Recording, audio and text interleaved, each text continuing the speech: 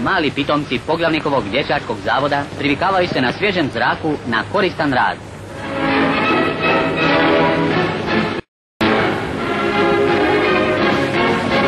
Treba očistiti ovaj puteljak u njihovoj šumici.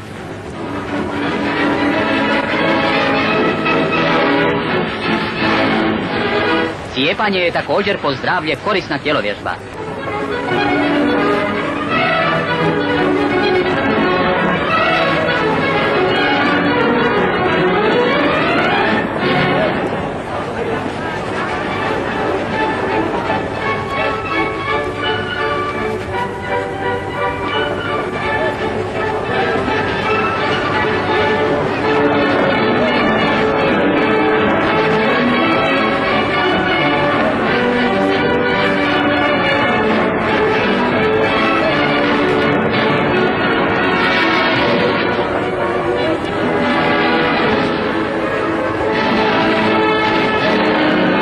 Ko je vrijedan na djelu, može biti i pri jelu.